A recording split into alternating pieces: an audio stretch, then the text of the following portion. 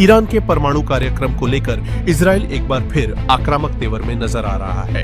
Israel के प्रधानमंत्री Benjamin Netanyahu ने साफ शब्दों में ऐलान किया है कि चाहे अमेरिका और ईरान के बीच समझौता हो या न हो, लेकिन जब तक वह प्रधानमंत्री है तब तक ईरान कभी भी परमाणु हथियार हासिल नहीं कर पाएगा।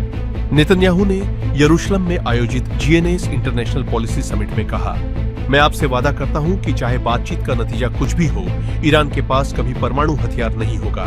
जब तक मैं इजराइल का प्रधानमंत्री हूं, मैं ऐसा होने नहीं दूंगा।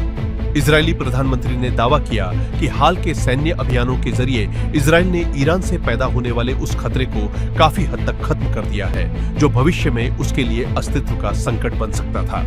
नेतन्याहू ने यहां तक कहा कि अगर इजराइल ने समय रहते कार्रवाई नहीं की होती तो आज ईरान परमाणु बम बनाने के बेहद करीब पहुंच चुका होता।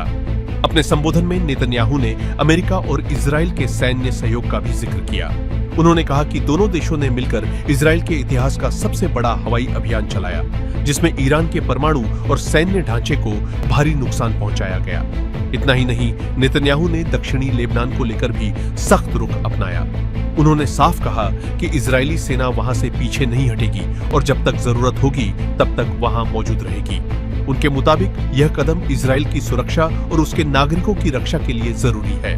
वहीं अमेरिका के साथ अपने संबंधों को लेकर भी नेतन्याहू ने बड़ा बयान दिया। उन्होंने कहा कि अमेरिका में कुछ लोग मानते हैं कि राष्ट्रपति ट्रंप वही करते हैं जो मैं चाहता हूं, जबकि इजराइल में कुछ लोगों को लगता है कि मैं ट्रंप के निर्देशों पर काम करता हूं। लेकिन सच्चाई यह है कि दोनों ही स्वतंत्र और गर्वित देशों के नेता हैं और अपने अपने राष्ट्रीय हितों के आधार पर फैसले लेते हैं।